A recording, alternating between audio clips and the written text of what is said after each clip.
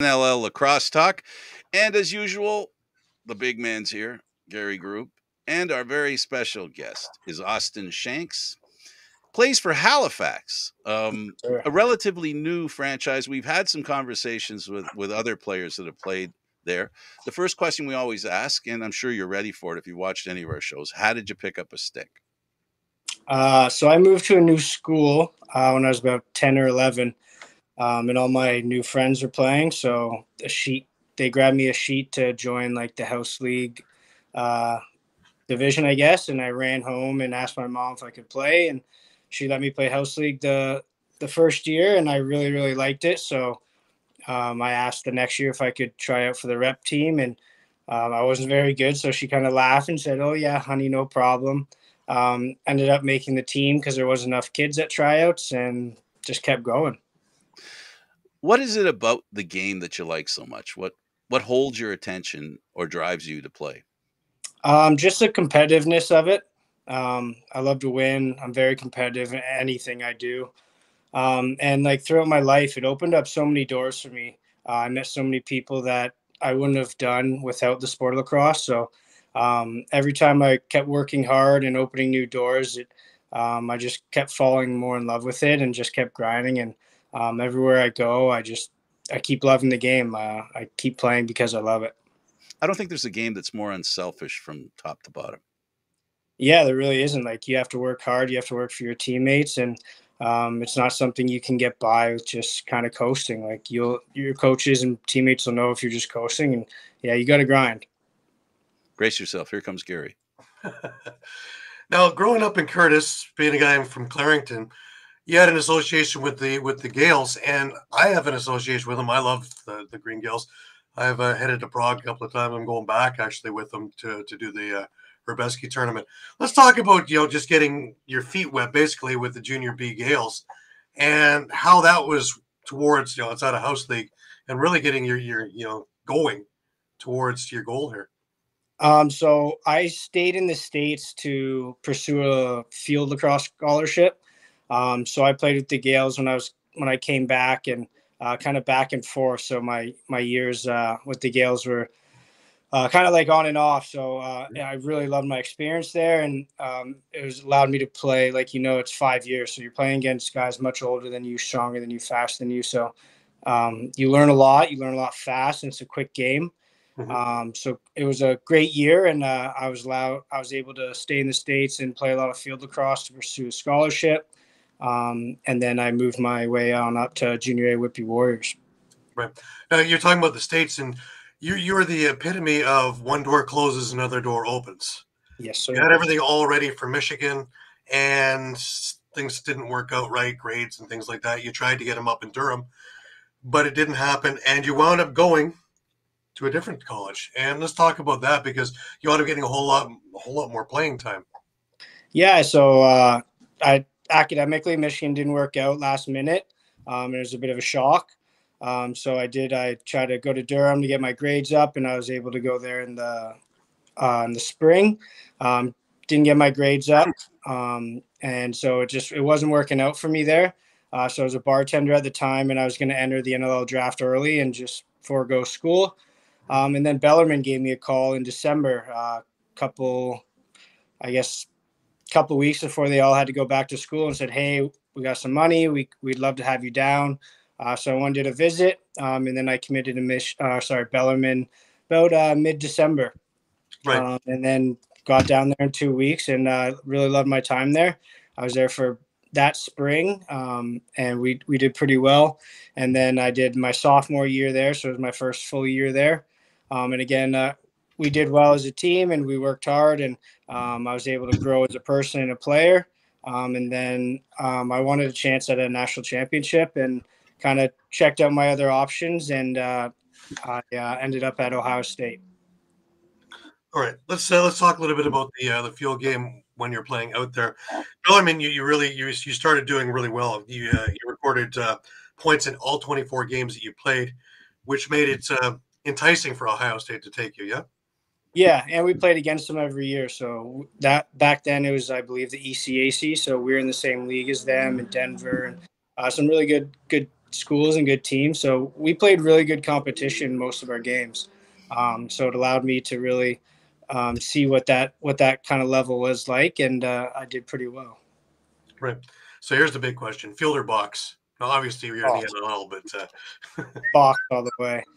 I'm a bit shorter, a bit slower, so there's a big field out there, and I did okay, but box is definitely my game and my niche. right. Being a good shooter, though, that helps you in field, though.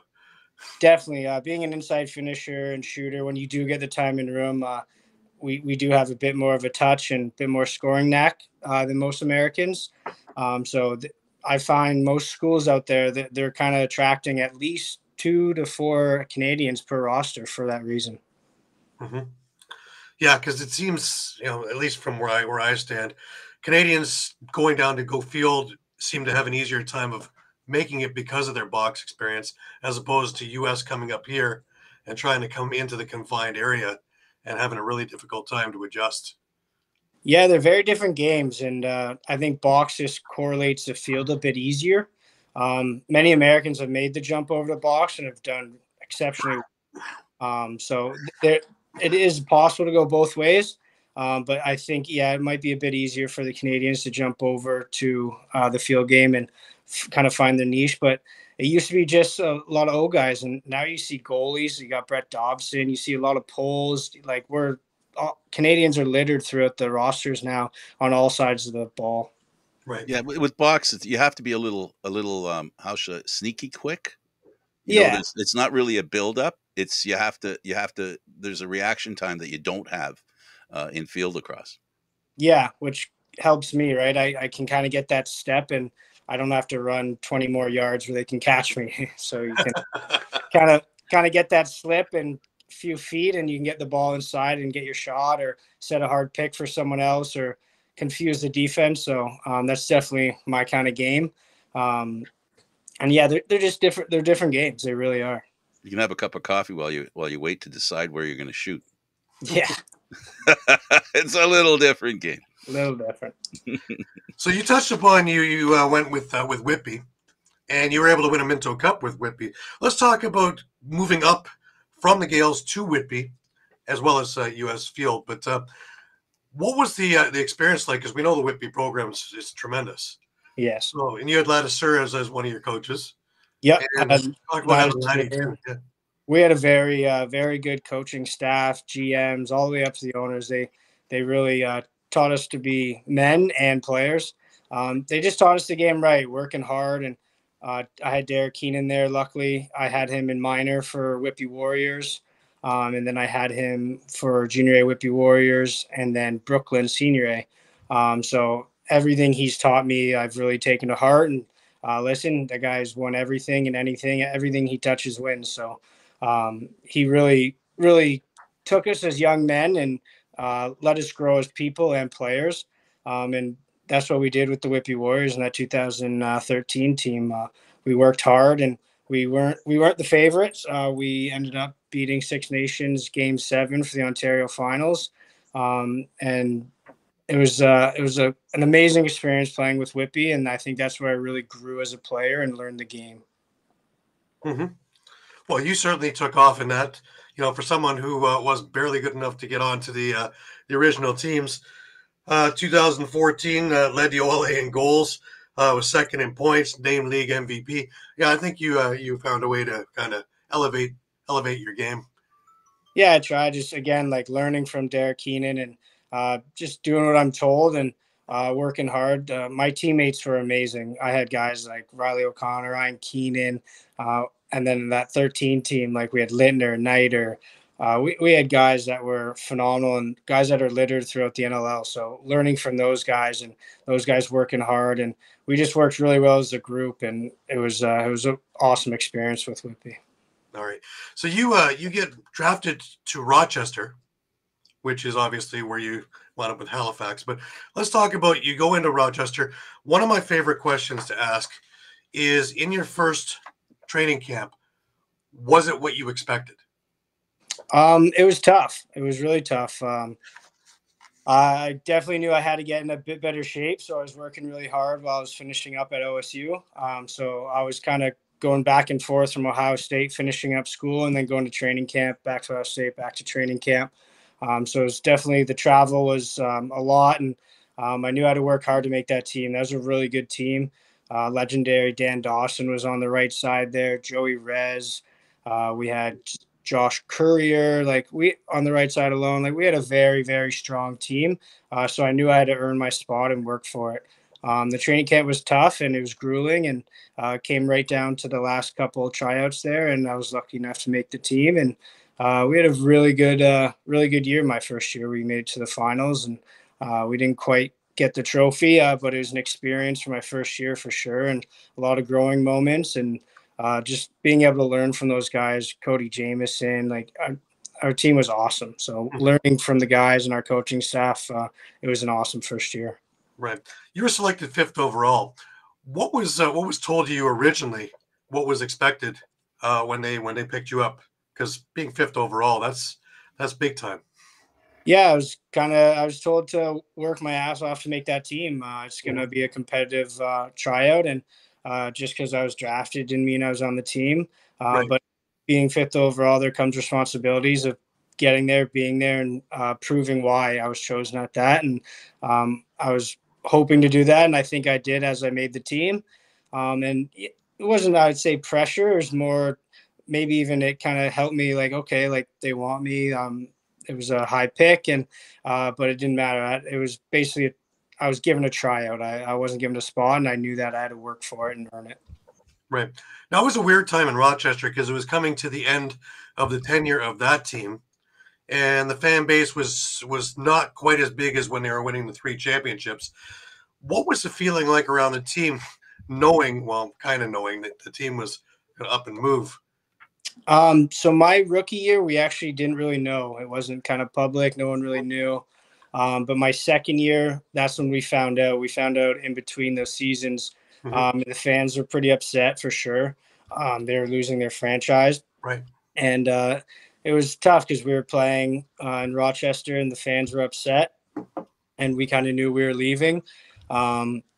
Made some smart moves and moved some guys around the league and got in some picks and some fresh faces. And we were kind of juggling all the emotions. It was emotional too. Like Rochester was there for 25 years. So there was a lot of emotions, mixed emotions, and we didn't know how Halifax was going to be, what it was going to be like. So we just took it day by day. We got to practice, worked hard, and when we showed up for games, we tried to win every game we possibly could and get back in those playoffs. So we just took it by stride and day by day. Yeah, because a couple of big pieces. They had you, Jake Withers. These things where you could see the pieces for the future were in there. And it was going to be a couple of years down the road, this would be a really great team. It had to be a little bit strange though. That one year you're in the you're in the home dressing room, the next season you're in the visitors dressing room in the same building. It's just yeah, it was definitely a little weird feeling coming off a different bench, and it was different for sure. Now you head into Halifax, and like you said, you didn't know really anything about where you were going. You get there, and the city embraces you. Let's talk about just getting there and how the city took a grip of the team. It was pretty special. So we had some good fans our first couple of games, and then it just kept growing. We were getting great crowds. When we'd walk around the city and people would see us wearing Halifax stuff, they'd be like, "Go Thunderbirds!" And I think it was a great market for our league, and the city really took us in. They took us right in right away. We had some really good games at home, and we proved that we were a very good team and someone that they could get behind and be proud of. And it was definitely a big year for us. We had to show them what we're all about and kind of entice them to come to games. So it was an exciting year. It was a fresh year. A lot of things felt new, and I think it panned out great. Like we have a great support behind us, and Kurt Stiers all the way down. They really did it right. They did it the right way. They put so much time and effort into it, and it panned out. And I think we have a great team out there, a great fan base, and our association out there is doing really well. And this fan base, it really is wonderful because even through COVID, where you figure you would lose all your momentum and all your steam, it really didn't lose it, because when you guys came back, open arms again. Yeah, absolutely. Which it's tough for any league, right? If you go away for, I think we went away for 2 years, like kind of tough to come back and say, hey, we're back. So they took us in right away, and we worked really hard at games, and we were out there. We want to win for those guys and girls at the game. So that was long for everyone. It was a tough 2 years not playing lacrosse, and not just the fans but the players. We didn't have our sticks for a while, and we couldn't play, and it was a tough time, I think, for everyone all around. Right. How did you keep yourself going during the COVID era? No one really knew when we'd be back, so you kind of had to be ready. We had that possibility the second year of the bubble, so you kind of always had to stay in shape, be ready to go, and keep your stick in your hand.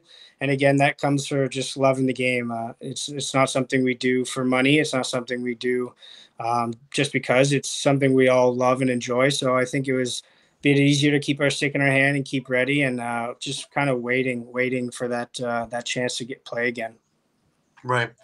Now, again, we're talking about the COVID thing, and you guys actually went through a little bit more than most teams. Like here in Toronto, of course, we had the arena with nobody in it because of the restrictions.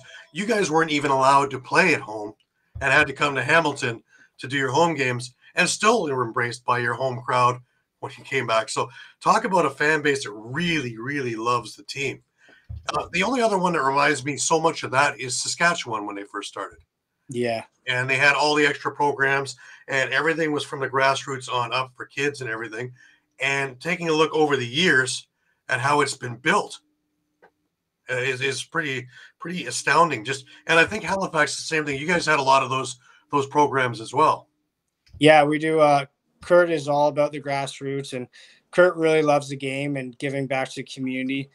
So he really is all about that, and it gives us an opportunity to go out in the community and see our fans and help out kids in lacrosse and do lacrosse camps. And we do the Junior Thunderbirds, and it's really good going out in the community. We go to Sick Kids Hospital, and we're very involved in the Army down there. So it is nice being out in the community, and I think it definitely helps for sure. Right. Okay, so the team in itself is moving forward. We've had Tyson Bell on. I had Aaron Bold on, actually. And we talked about, of course, the playoff thing here in Toronto, well, Hamilton. And talk about, in that particular game, it showed so much character of the team. Is you guys were down by 6 or 7 or something like that. And to fight back, that literally, if there was a 1/10 of a second more to that game, you guys win, let alone overtime. But that's just the fortitude of that team was astounding. Kersey and all the rest of the coaching, as well as all of you guys, just showing your character to it. Yeah, we have a lot of character on this team. We have a lot of winners. So no one on this team is going to give up. Doesn't matter how much time or the score, what the situation is. No one on this team will give up. Everyone has been through a crazy amount of lacrosse experiences from minor up, and we have a lot of winners on this team. So giving up isn't an option for these guys. Right.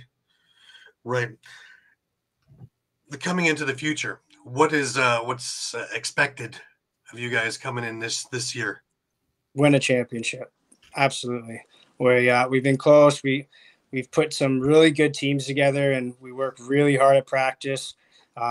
We got everything going. We got the right pieces, right people, and it's just going to come down to executing and doing it on the floor.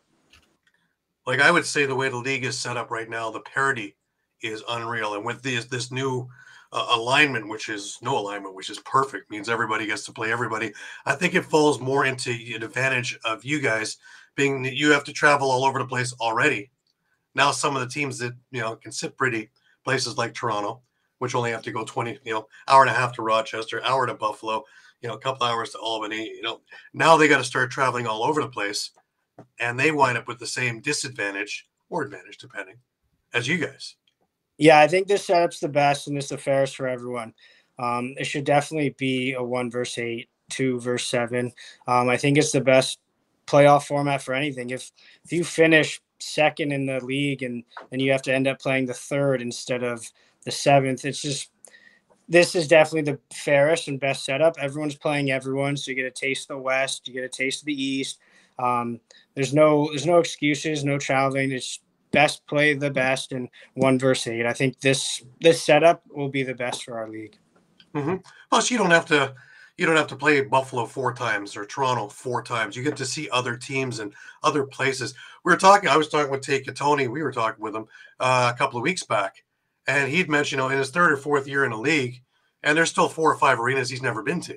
Yeah, right. So it's So, we want to get out and play those teams, and it's exciting having new teams and new places where teams are popping up and becoming our league, and to never play them or see them, it's tough. So it's nice to get out to those cities and see the cities and those teams and play everyone. I think it is the best way to go. that There little might have thing. been Oh, sorry, buddy. Gary, hang on a sec. There might be an advantage to the way it was. Now what's happened is everybody has to travel. Yeah, Where before there might have been a little bit of an advantage, that triangle, Rochester, Toronto, Mm-hmm. Buffalo, right? They didn't, if they played each other a lot, they didn't have to travel that much. You guys are way out there, and you're in a totally different time zone, all that kind of stuff. So this kind of almost, in a crazy kind of way, levels the playing field, which tells me that those teams were pretty good about letting it go, because this could have been fought pretty hard, I think. So it's really good that they're doing what's best for the league. yeah. I don't know that side of it. I don't know how the league kind of deals all it, but yeah, you're right. Exactly. Like, those guys can drive to their away game or home game a couple hours and then drive home even that night after the game and sleep in their own bed. So there's definitely an advantage to that. So it's good. Everyone's kind of on the same level playing field, and the best should come out. Sometimes even the camaraderie comes when you guys are on the road, though. And the team gets a chance to gel together as opposed to being in different places all the time. So it might work, even more so to see teams. All right, so let's talk about the President's Cup that just came and went. What a ride! What a week! Yeah, that's a hell of a tournament for sure. Game every day, and one game there's two. It's grueling for sure. Yeah, even us in the press to do 25 games through the week, we were all, falling over the sides there. So I can only imagine just how tired you guys were going into that final thing. And it was a few twists and turns. Of course, everybody thought that Oakville was going to be playing Ladner in the finals, and lo and behold, we have the Alberta team coming in and surprising Oakville altogether. That was just an absolute wild game as well. But even for you guys, because Oakville seemed to have your number during the round robin, but that final, my God, you guys were just so on. Yeah, the final we were definitely on. Like, we wanted that, and the game we played Oakville, we lost by 2, I believe, but that was our second match of the day. Mm-hmm. So it would have been nice to play them again in the finals and beat them in the finals. But winning that championship either way, Edmonton was a great team, and they put up a hell of a fight, and they earned to be in that final game. But yeah, we played Oakville in our second game of the day, so it was a little different than if we were fully rested in a 7 p.m. game with no game before. How did you get involved with Ladner? Because I know you'd mentioned you played with Brooklyn for on and off, I think 4 years, and now you're here on the West Coast with Ladner. So I played Brooklyn for, I believe, 2 or 3 summers. Mm-hmm. And then my 4th summer, I played out in New West, 2017. And I met all those guys on that team. So I knew all the guys through NLL and when I was out in New West and playing out there, meeting everyone. I haven't played summer ball for a bit, and they reached out. Ryan Benesh is on my Halifax team, and he's been there for a few years. Mm-hmm. And he said, "Hey, any chance you'd want to play with Ladner this summer?" I said I couldn't do a full commitment because it's out in BC. So I got my games in, and I was ready for the President's Cup, and kind of just jumped in and fit in. And the guys were great about it, and we played hard, and we were building chemistry throughout the tournament, and it turned out really good. Now you're a prime example of what we talk about of dedication, because of having a career outside of lacrosse, and you just being in with the fire department, more or less just out of the rookie stage. How difficult was it originally to work your schedules that you're able to fulfill your commitment as a firefighter, but also fulfill your commitment as a player? It was definitely It was very tough. Juggling both. I had to juggle both schedules, and it was a lot of time, a lot of work. Um, a lot went into it. I ended up missing about 4 or 5 NLL games last year because of it. Fire has to come first as it's my Absolutely. career, and I have to take care of it. I was on probation as well, so there's no taking time off or anything for any reason really. So it was definitely a juggle, and definitely big props to my teammates who were okay with it, and kind of still accepted me and let me kind of work through that juggling. So when I wasn't there at practice or something, they understood, and they're really really good about it. And when I came back, and I had to pick up the slack, right? I had to work a bit harder than everyone else because I was Mhm. missing things, but my teammates were awesome about it, and I just kind of juggled it, got through as much as I could, and now I'm off probation. This season should be a bit easier. It'll definitely be a grind, but I'll have a bit more play with my schedule. Did you reach out to any of the other first responders that are in the league just to try and get some advice on how to work everything? Because Dawson's or firemen and et cetera, et cetera, et cetera. Yeah, I reached out to both Dawsons actually quite often and just kind of picked their brain and asked them questions and kind of just, hey, what'd you do? What do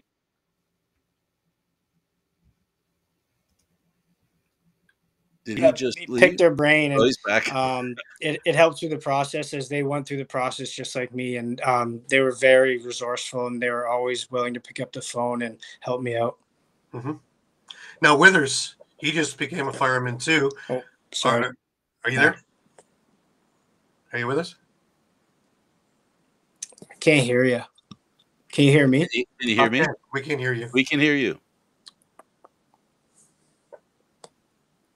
You might have inadvertently hit the mute button. Yeah, I lost your sound. Okay. What can I do here? Let's see. What can we do?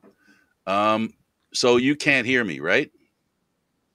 Okay, I'm gonna do this. I'll I'm gonna see. Yeah, if you try can and reboot, okay, come I'm out gonna and reboot back it. in. Yeah. Okay. Um. So Yeah. So go ahead. while Austin's off, he really, he's juggling like a major career, and this was a complete career change because I don't think he went to school. I think he went to school for marketing. So, this was quite the career change along the way. So, you got to give him kudos for two very very strenuous careers going on at the same time. Absolutely. There we go. All Can right, you you hear hear us us? now? Yeah, can hear you. Okay. Awesome. You got to put the star on the big screen. Yeah. Absolutely. So we were talking about your about the course. So you're going to be helping Withers out now. Has he leaned on you onto what's about to happen or what's going on or how to go through the season? Yeah, for sure. He's one of my best friends, so we talk weekly. And I was helping him out through the process of getting hired and just kind of the steps I went through and what it's going to be like. And yeah, he's on probation, so he's going to kind of go through what I went through last season. And again, we're going to have his back anytime he can't make something, and we'll be there for him, and we'll pick up the slack. And he's a grinder, so when he's there, he's going to give us his all. And it's just that's kind of the life we live with the NLL. Right. Now, of course, him being the main face-off guy. That's when he's not in the lineup, that's a little bit of a blow. But again, it comes to everybody doing just that little bit more, so the cost turnover numbers will be up. Then. Yeah. All right, let's talk a little bit about the league in itself, and from the time that you've come in over the last number of years to where it is now. Now, of course, we've gotten TV deals. We've had 2 commissioners since you've been in there. Let's just talk about the state of the league in its own right as a player. I think it's growing, which is great. Getting back on TSN was huge. It allows people to just kind of change the channel and throw in our game. When we were going through the app stuff, it was tough. A lot of people aren't tech savvy. I'm not tech savvy at all.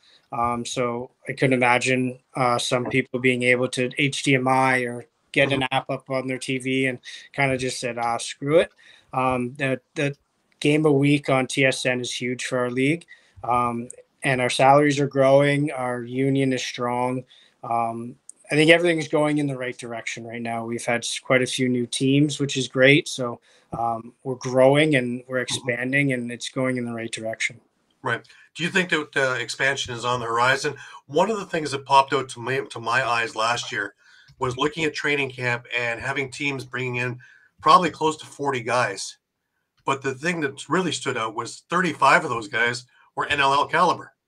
So there's a lot of guys who should be playing in the league who don't have a home at the end of the day.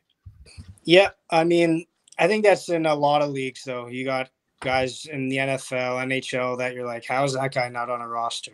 It's kind of any league. It's a competitive league, and if you expand too fast and too much, you don't want to water down the league. You want great competition. You want the best on the floor. So expansion is good. We definitely could use it, and having more guys in the league is great, but you don't want to do it too fast. We want to keep this league very competitive and have the best players out there. Right. Now, the Arena Lacrosse League serves a really good purpose. Absolutely.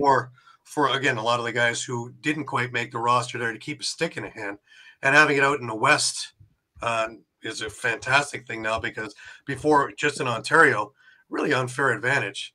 I'm looking, West, like Alberta. Do you think that we have enough that maybe we can do the same thing there? It'd be nice if they did. Again, I don't really know that aspect of the amount of players from there, what they got going out on there. Right.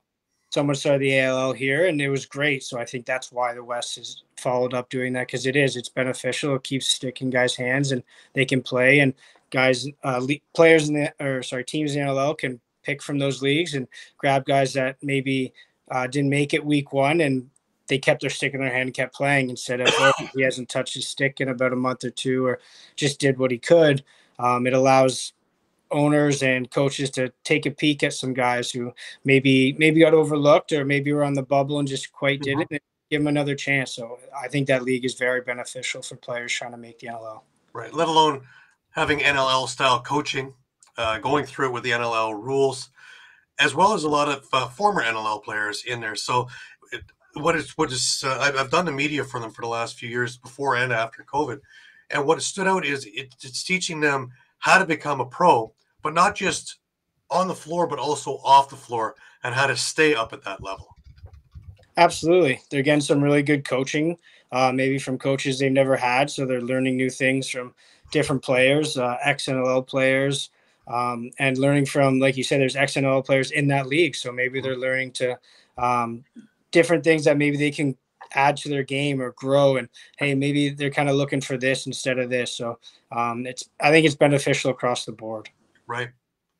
Now the U.S. has tried it with PBLA last year, and of course it didn't make it through the year. But that's not the players' fault. That's more advertising, and I think more of thinking that you're going to get too big a crowd, and having too big of facilities, and having to try and pay it, and let alone trying to fly guys in all the time. So there's a lot of spinning pieces. As a player, is this a difficult thing, or do you just worry, give me my stick and away I go? I just worry about myself, staying in shape, being ready for training camp, and being the best player out there I can for my teammates.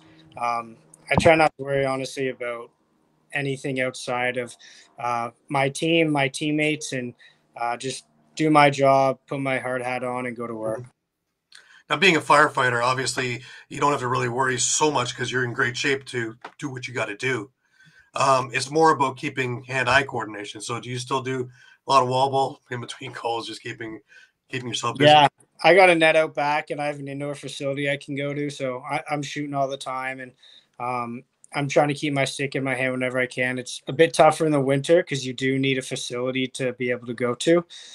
But again, we practice so hard during the week when we get our one practice. So those are really beneficial and a great time to really hone in our skills and get better every week. Some teams choose to practice Fridays and can't go as hard, where we practice Wednesdays, and allows us to really get after it and get better each week. Right. Do you use the track like everybody? It seems like everybody else does. I don't personally. I'm more out in the East, but I am living in the West now, so it might be a possibility this year. Right, because then of course you have everything just there for you. again, with Halifax, though, isn't it difficult to get you guys together for practice?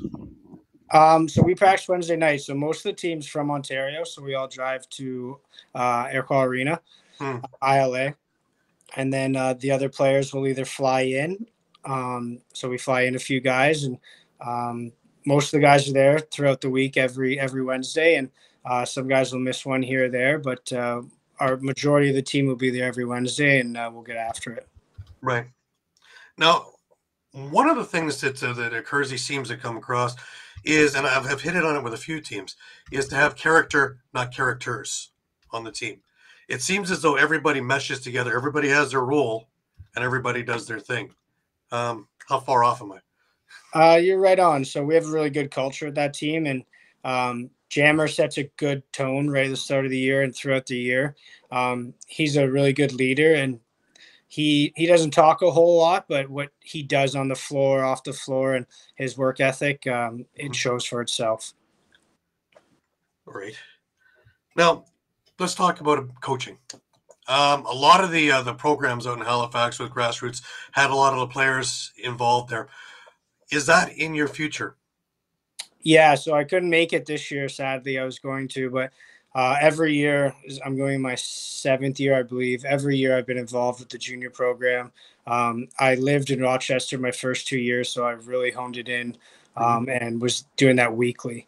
So I do really enjoy that aspect. I like coaching. I've coached edge teams, and I've coached, helped coach, go out to coach minor programs. And when coaches reach out, I try and make their practices and help out when I can. So I do really enjoy coaching. So I will be a part of that. Yes. Austin, let me ask you a question, because we have some viewers here. I brought some viewers in. They're watching. They're watching on Facebook. What can you say to somebody who doesn't know the game of lacrosse that will make it so much fun to watch? Like they're heading to their first game to watch. Yes. It's just exciting. So there's never a dull moment. There's the ball is up and down. It's never a dead play. There's hits. There's tons of goals. There's music going throughout the game.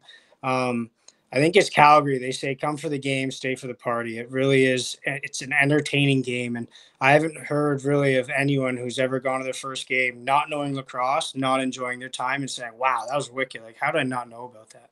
And of course, Jared Harris's favorite saying is, you buy the seat, but you only use the edge. Yeah, that's a good one. Carry on. Yeah. Go ahead, Gary. Sorry I interrupted. I'm multitasking here. No, it's a very exciting game. It sure is. Absolutely. One of the things some of the older legends have brought up, though, is the thing of transition. Of course, they play both sides of the ball, and now with transition, they're worried that some of the speed of the game goes away because of pulling up, waiting for the not having that knowledge of maybe they're going for the shooting for a goal, but if you're going to pull up each time, waiting for your offense to come out, and then the defense comes out, and, I think that's a tactic depending. So some teams push transition like crazy, and that's where they try and get you. They try and use that transition as guys are getting off to run down and score. So it all depends on your personnel and your tactics. So some teams kind of want to stick to that DO and get their offense out there and get the ball in their offense stick, where some teams rely on their transition goals, getting 3 or 4 transition goals a game to help them win games. So I think that's more of a coaching strategy, and I don't think it's lost in the game at all. I think it's very prevalent. And when we get transition goals, we love it. It helps you a lot. You need a couple of transition goals in the game, or even opportunities. It keeps them on their feet. Yeah, Les Bartley has always talked about that. If you can give me two transition goals, I can get you that win. Yep, absolutely. And Derek Keenan always believed in transition and running that ball up and being smart. Right? There's times and times you should pull out, and depending on time of game, what the score is, there's so much that go into it that they have to realize, and we have to realize of when, hey, let's pull up and get the O out there, or hey, run and gun and let's get some goals in transition.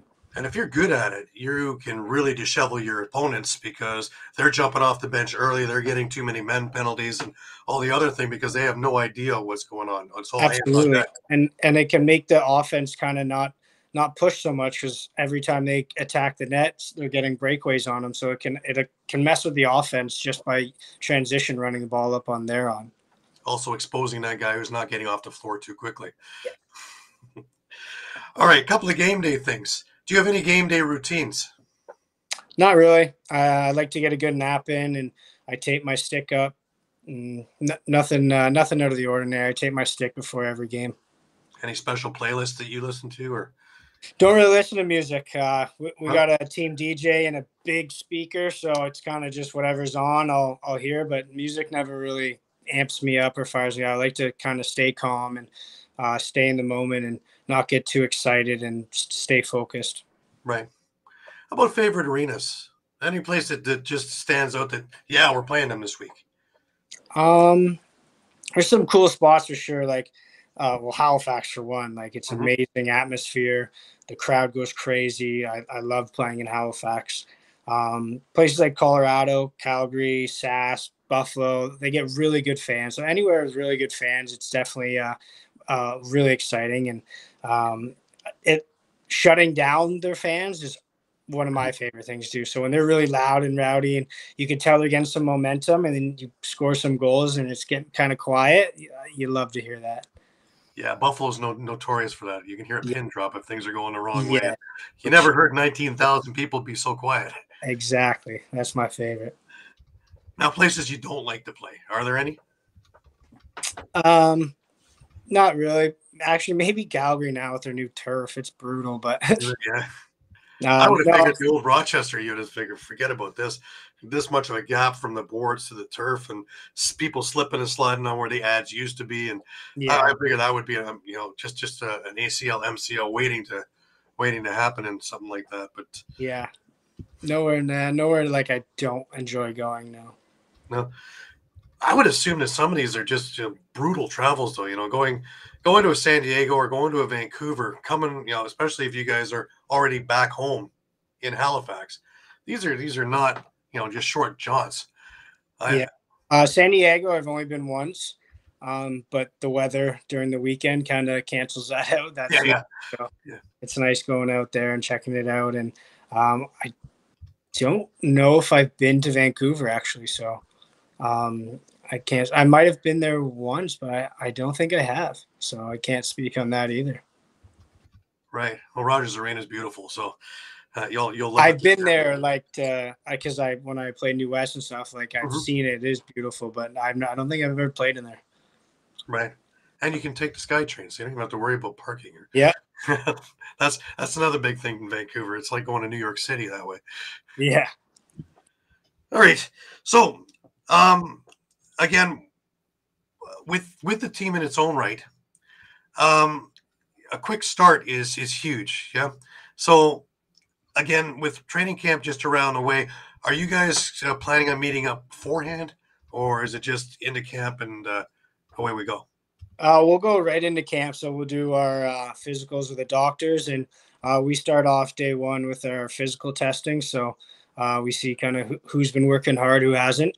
And then we get right after it into practices and scrimmages, and start forming our team and our chemistry and seeing what's going on throughout the whole month of November. We do a very, very intense training camp, and we bring about 40, 50 guys every year almost. So definitely guys there chomping at the bit to take your spot. So you got to come ready to go and prove yourself every year that you deserve to be there, and that's still your spot.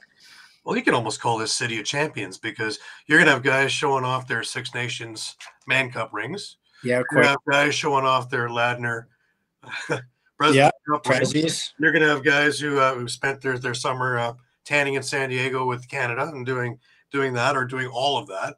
Yeah, that's a pretty special team. Now that I think about how much pedigree there is there. We do. Like I said earlier, we have winners on this team and guys who want to win, and we'll do whatever it takes to win. So when we get there to training camp, most guys will be ready to go and ready to earn their spot and ready to take on the NLL this year. Plus, you have Warren Hill as your goalie. Just an absolute top-notch goalie. Doesn't matter with or without Paz. The guy is just great. Yeah, He's an awesome guy, and he's a great goaltender. He's the heart back there, and our defense does what he says. We have a great defense, so we have all the pieces. We have all the pieces to do it, and we're just going to execute this year and hopefully host that trophy. Right. Now, as a veteran, more or less a new veteran, because the last couple of years has just been getting yourself in a climate, and away you've gone. You've really moved up the league. For the kids that are coming in, what is your role now to help guide them? Because, of course, you have the culture there and all the things that go on there. And now that the Thunderbirds logo, that is something special. So how do you help cultivate that idea in their heads? Just reaching out to them, letting them know if they have any questions, they feel free to come. Teaching them what we do maybe early, once we kind of figure out who's going to crack this roster, and getting our offensive sets and what the way we do things here, getting them familiarized with what we do and the way we are, and becoming a professional on and off the field is huge. Like you said, this logo means a lot. So whether you're in the airport or out anywhere at a restaurant, just being a professional on and off the floor. Right. And of course, with all the other veterans in there, just it's especially with that championship pedigree. Again, it's easy to bring people in and have them buy in because you guys are all winners. Yes. So people want to be in Halifax. So it's easier when guys want to be there and guys are working to be there and they're proud to be there. So keeping that going and letting them know what guys before me and guys there now have built to build that culture and build that winning pedigree. Keeping that going with the youth. It has a lot of, being in Halifax has a lot of the feel of places like Orangeville, Peterborough, where there's not much going on in those towns other than the lacrosse. You have kind of other than the Mooseheads, you have a pretty good run of the place, and people are depending on you to entertain them. What does that feel like? The pressure of needing to entertain because you're it. We love it. We thrive off that. So having the opportunity. Uh-oh. I think he just froze, Gary. Uh-oh. Well, yeah, again, I think to finish this point, having that opportunity, it's not so much the pressure of performing, more of the opportunity to be with everybody. And welcome back. I was trying to finish your sentence for you. You can finish it yourself now. I figured it's more of an opportunity to entertain people than to a pressure of having to. Yeah, we love it. Like, we want to win games, and we want to win it for us, for our teammates, for our coaches, our owners, our family, our fans. Like, it's easy. It's what we want to do. Mm-hmm. And again, let me ask you a question. We're running out of time. Tell us about the future. What do you see in your future, other than winning championships, other than having a Hall of Fame career? What do you see as your future in lacrosse? Is there more to you than just being a player? Yeah, like, lacrosse has helped me grow as a person and kind of grow up, right and wrong, and being, like I said, professional on and off the field. I definitely want to get into coaching, and I want to be a mentor for, like you said, youth coming in, and it's all just kind of just growing and becoming a better person is huge. Like, just growing as a person through the game of lacrosse. Helping others around me, and I would definitely like to get into coaching in the future when my time's up. But until then, I'm worried about lacrosse. You get the last minute, Gary. Well, I just want to thank you. I know we had a few things trying to get the dates together, trying to get the times together, trying to get your schedule to work. Yes. I really appreciate you finding the time to do this with us and talk with us about the whole experience, basically from the grassroots all the way up to where you are now. And hopefully we'll be able to see you hoisting that cup this year. Oh, yeah, I count on it. Austin, it's been a pleasure for me to talk to you. And every time we interview players, it always comes across that you guys love the game. And that's part of the reason why we love doing this show, and your dedication to the game, and obviously the familial relationship you guys have between the players, your coaches, and everybody involved lacrosse. It really is a 365 days of the year, sport, and we appreciate you taking the time to come here. I add to Gary that we really appreciate you doing this. Thank you for having me. I really appreciate your time, and it's a great show. Thank you. Our pleasure. Well, Gary, thanks for doing this. Thank you as always, Frank. It's always a great day when we're talking lacrosse. Absolutely. And of course, Austin Shanks has been our guest. Halifax is the team that he plays for in the NLL. Fantastic guys for doing this. And of course, hey, if you get a chance to pick up a stick, give it a shot.